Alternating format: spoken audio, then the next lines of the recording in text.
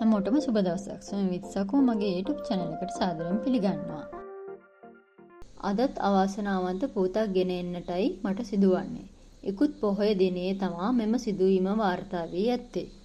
පුද්ගලයන් 10 දෙනෙකුට වැඩි පිරිසක් එම අවස්ථාවේදී දියනෑම සඳහා එක් වී ඇති බවයි පොලිසිය සඳහන් කළේ. ඉන් 5 දෙනෙක් එක් ස්ථානයක තවත් 5 දෙනෙක් ඊට එහයින් පිහිටි ස්ථානයකදී දියනමින් සිටියදී මෙලෙස අනුතුරට පත්ව ඇත්තේ.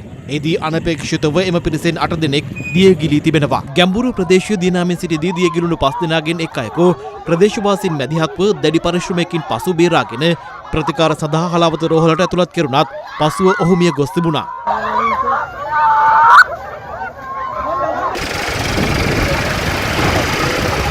සිද්ධිය වාර්තා වූ මොහොතේ පටන්ම අතුරුදන් වූ සෙසු පිරිස සොයා පොලිස් ජීවිතාරක්ෂක ඒකක නිලධාරීන් නාවික හමුදාව සහ ප්‍රදේශවාසීන් එක්ව දැඩි ප්‍රයත්නයක නිරත වුණා. පසු ඊයේ රාත්‍රී 7 පමණ වන විට අතුරුදන්ව සිටි සිව් දෙනාගේ මලසිරුරු සොයා ගැනීමට ඔවුන්ට හැකි වුණා.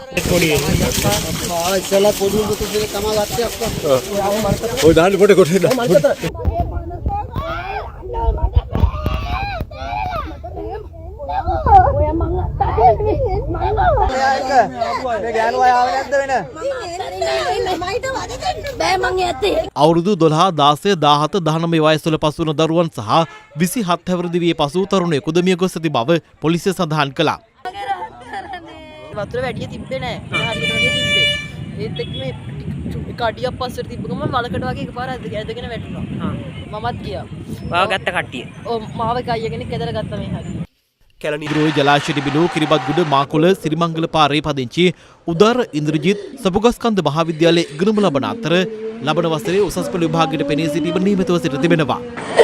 මගේ පෙළියෝරු අරන් ගියා මගේ අයින්ගේ දරුවනේ මේ අරන් ගියේ නාන්න යනවා කියලා නෙමෙයි ගියේ කොරත පාලේ යනවා කියලා ගියේ අපි යන්නේ පාඩි වල යන්නේ නෑනේ අපේ කකුල් දෙක අල්ලලා වැඳලානේ ගියේ ඒ අම්මා කිව්වා මගේ දරුවා එයාගේ බලා ගන්නවා කියලා බයවන් කියලා දෙයියනේ බලාගත්ත විදියද දෙයියෝ ටිකට් සර්ගේ පණ සර්ලා යාළුවාගේ ආශ්‍රය කරේ. මාල්ල යනවා කියලා මේ ගියේ.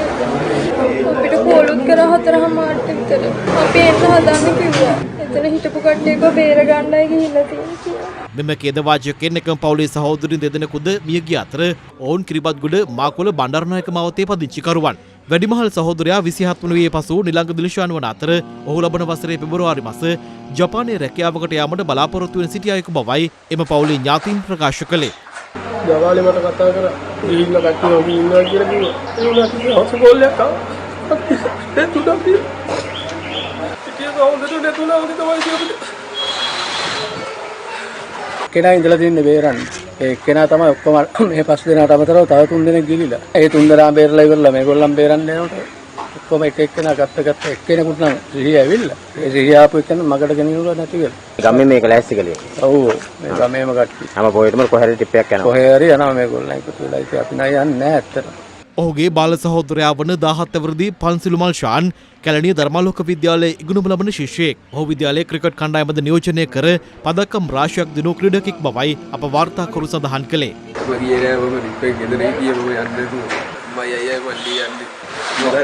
උනාට පස්සේ තමයි ගේම අයියයි මගේ මල්ලි එදෙන්න කොහොමද ඉන්නේ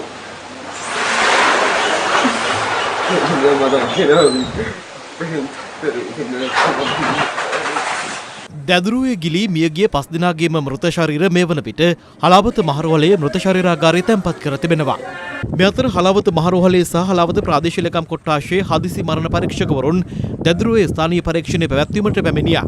අදාළ ස්ථානයේ දියනෑම අනතුරුදායක බවට දැක්වෙන පුවරුද ප්‍රදර්ශනය කර තිබුණ අයුරු දක්නට ලැබුණා. එතනින් මේ කට්ටිය කොහමද හැලම ගියා. එලා 20ක් විතර 30ක් විතර හිටිය කට්ටිය. ඒ ඉඳලා උතන ඉඳගෙන මම කට්ටිය අරක්කු බිව්වා. මම බේරින් වගේ ගුත් බිවි හිටිය කට්ටිය. බීලි වෙලා අපේ වයිෆ් මෙයාවත් අරන් ඇඟ හොදන්න ගියේ. අපි නාන්නේ නැහැ. ගමේ වෙලත් අපිව දන්නේ ඉන්න නාන්නේ නැහැ. ඊට පස්සේ අපේ වයිෆ් කිව්වා මේ බහින් දෙපා මෙතන ජඹුරයි. මෙයාවත් මෙතන තිබ්බේ අඩිය දැන් මෙතන උනා එකපාරට කියලා. ඊට පස්සේ නෑ අපි මේ ගංගාවල නාලා තියෙනවා, එළවල වල නාලා තියෙනවා කියලා අපේ එක්කෙනා මෙයාව අරන් ගොඩ ආවා. මම එතකොට මෙතන ඒ ඇවිල්ලා විනාඩි දෙකක්වත් ගියේ නෑ. අර රැළම ගියා එකපාරට. 5 දිනක් ගියා. ඊට පස්සේ 5 දිනා බේර ගන්න යාලගේ අම්මලා බැස්සා. අම්මලාවත් ගිලුණා. අර එහා පැත්ත අපේ කුකුල් මල්ලි ඉන්න ඔරුවක් තියන් එයා හොඳ වෙලාවට ආවා. ආපු ගමන් අර ගෑනු තුන් දෙනා එයා බේරගත්තා. ඒකේ වතුර පාර යටින් සැරයි.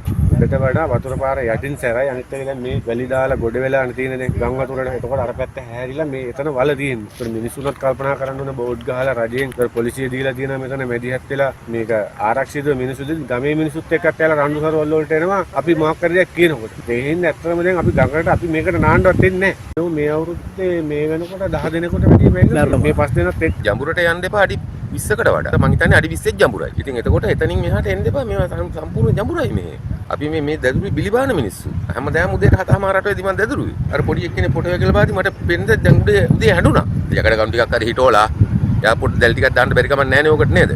එතකොට මිනිස්සු ඕකෙන් මෙහාට එන්නේ නැහැ නේ.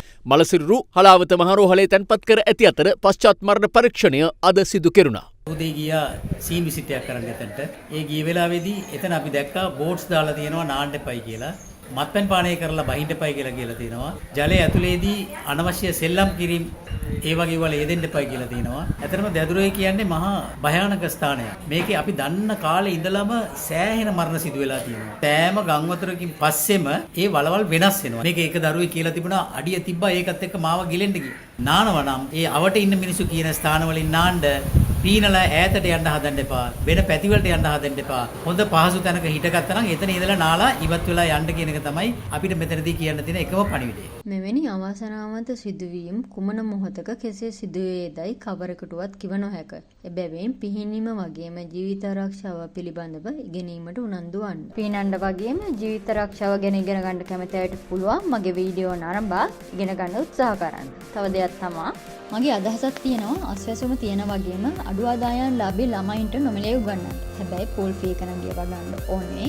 රුපියල් 300ක් හෝ 400ක් වගේ මුදලක් තමයි වෙන්නේ පැයකට. පැයක් හොඳටම ඇති. ෆී එක පෝල් එකෙන් පෝල් එකට වෙනස් වෙනවා. ළමයි 5 දෙනෙක් නම් අඩුම ඉන්නවා නම් හොඳයි. මම ඉන්නේ දීගම් ප්‍රදේශයේ එයාට ඉන්න ළමයින්ට දෙමාපියන්ට පුළුවන් මගේ සෝෂල් මීඩියා හරහා මට කතා කරන්න. මගේ තවත් අදහසක් තමයි වයස් භේදයකින් තොරව නොමිලේ වැඩමුළු පැවැත්වීම. කැමති කට්ටිය ඉන්නවනම් මගේ සෝෂල් මීඩියා හරහා මට කතා කරන්න. ඔයාලා කැමති නම් මේ දේවල් ඉගෙන ගන්න මගේ channel එක subscribe කරලා bell icon එක click කරන්න, like and comment කරන්නත් පුළුවන්. මගේ අනිත් social media වල links පල්ලෙහා description එකේ දාලා තියෙනවා. ඒවා follow කරන්නත් අමතක කරන්න එපා. එහෙනම් ඊළඟ වීඩියෝ එකකින් හම්බ වෙනකන් හැමෝටම සුබ දවසක්.